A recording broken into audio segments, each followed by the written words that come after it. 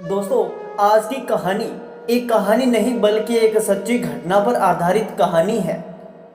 दोस्तों, एक ऐसी कहानी जिसने इंसानियत को शर्मसार कर दिया, यानी कि एक बेटी ने ही अपने बाप की हत्या कर दी, वो भी अपने बॉयफ्रेंड के साथ मिलकर। दोस्तों, उसने ऐसा गंदा काम क्यों किया, जानते हैं इस स्टोरी के माध्यम से। उससे पहले अगर आप हमारे चैनल पर नए हैं तो चैनल को सब्सक्राइब करके बेल आइकन को प्रेस कर लीजिए, साथ ही वीडियो को लाइक भी कर लीजिए। तो चलिए कहानी शुरू करते हैं। माया नगरी मुंबई में महिम तट से 2 दिसंबर 2011 के दिन मुंबई पुलिस को एक सूटकेस मिला। सूटकेस के अंदर एक आदमी का कटा हुआ एक हाथ, एक पैर और शरीर के कुछ और टुकड़े थे। पुलिस को यह सूटकेस महिम बीच पर तैरता हुआ मिला था। लाश की पहचान कर पाना पुलिस के लिए बेहद मुश्किल था। पुलिस को सूटकेस से लाश के अलावा शर्ट, स्वेटर और पैंट भी मिले थे। सूटकेस मिलने से ही खलबली मच गई। पुलिस के सामने एक नया और बिना और छोर का केस आकर खड़ा हो गया था। मामले की गंभीरता को देखते हुए जांच मुंबई क्राइम ब्रांच को सौंपी गई। क्राइम ब्रांच की टीम ने एक शर्ट पर एल्मो मेंस वियर का टैग लगा देखा था। क्राइम ब्रांच कुर्ला पश्चिम में बेलगामी रोड पर उस दुकान पर पहुंची। उस शर्ट का बिल निकला तो पता चला कि बिल किसी बेनेटरी बेलो के नाम पर था।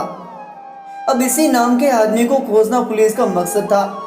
मुंबई क्राइम ब्रांच ने फेसबुक पर बेनेट रिबेलो को सर्च किया और कई प्रोफाइल्स में तस्वीरें खंगाली, जिसमें से एक व्यक्ति वही वाली स्वेटर पहने हुए था जो उस सूटकेस में मिली थी। इस तस्वीर से कंफर्म हो गया कि ये वही बेनेट रिबेलो है। फेसबुक आईडी से पता चला कि वो म्यूजिशियन था और गिटार बजाता था।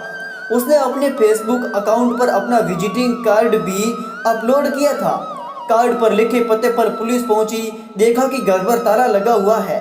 पूछताछ करने पर पता चला कि किसी के भी बेनेट को पिछले कुछ दिनों से देखा ही नहीं है। पड़ोसियों से पूछताछ करने पर उसकी गोद ली हुई बेटी आराध्या पाटेल उर्फ रिया बेनेट रिबेलो के बारे में पता चला।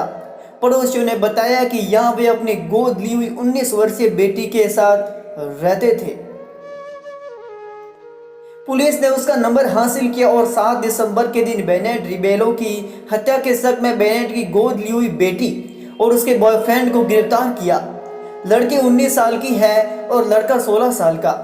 पूछताछ करने पर दोनों ने बेनेट की हत्या करने की बात कबूल ली। एक गोद ली हुई बेटी ने ही अपने प्रेमी के साथ मिलकर अपने पिता की हत्या कर उसके कई टुकड़े कर डाले थे। गिरफ्तार बेटी ने पुलिस के समक्ष अपना जुर्म स्वीकार करते हुए कहा कि उसे अपने किए पर कोई अफसोस नहीं है। लड़की ने हत्या की जो वजह बताई उसे जानकर पुलिस भी दंग रह गई। तो वो क्या वजह थी, आगे जानते हैं इस स्टोरी के अंदर। बेनेट अपने घर पर अकेला रहता था। 2 शादियां की थी लेकिन दोनों पत्नियों से अलग हो चुका था। 26 नवंबर के दिन उसकी बेटी ने अपने बॉयफ्रेंड के साथ मिलकर उसकी हत्या कर दी। उसने घटना की पूरी जानकारी देते हुए बताया कि दोनों ने बेनेट के ऊपर चाकू और डंडे से हमला किया, उसके मुंह पर मच्छर मारने वाला स्प्रे किया और चाकू से गोद कर मार डाला। उन्होंने 3 दिनों तक शव को घर में रखा। इस दौरान रिबेलो की बेटी और बॉयफ्रेंड भले पड़ी मौजूद थे। उन्होंने तेज धार वाले 4 चाकुओं से शव को छोटे छोटे टुकड़ों में काटा। शव के टुकड़े करने से पहले चाकू को गर्म किया गया।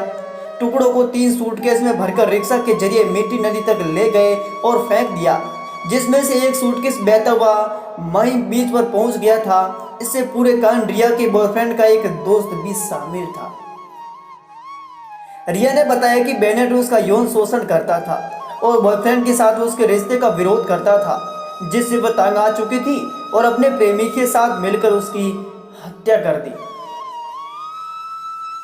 पुलिस ने बांद्रा कुर्ला कॉम्प्लेक्स इलाके के पास मीठी नदी से दूसरे सूटकेस को भी बरामद किया। बाद में पुलिस ने इस मामले में तीसरे आरोपी को गिरफ्तार किया। पुलिस की गिरफ्त में आए इस तीसरे आरोपी का नाम अली उमर मियां चाउस है। अली 19 साल का है और आराध्य उर्फ रिया के प्रेमी का दोस्त था। वारदात के अगले दिन यानी 27 नवंबर को रिया और उसका प्रेमी घाट कोपर में अली से मिले थे।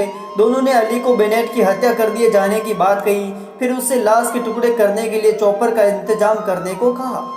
2 दिन बाद यानी 30 नवंबर को अली वापोला आया, जहां उन तीनों ने मिलकर रात भर बेनेट की लाश को टुकड़े टुकड़े काटा और फिर उन टुकड़ों को अलग अलग बैग में भरने का काम किया।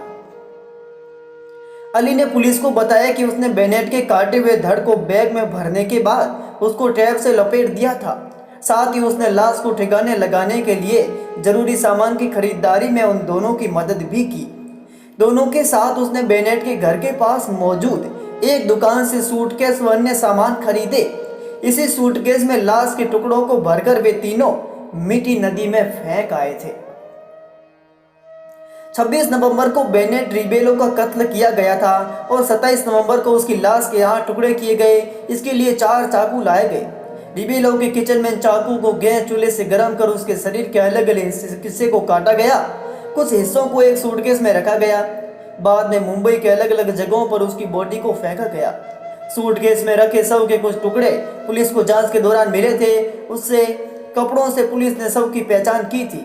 इसके बाद क्राइम ब्रांच ने सूटकेस वाली लाश की गुत्थी सुलझा ली। दोस्तों, ये कहानी आपको कैसी लगी हमें कमेंट करके जरूर बताएं और चैनल पर नए हैं तो चैनल को सब्सक्राइब कर लीजिए। आपको ऐसी ही कहानियां देखने को मिलती रहेगी।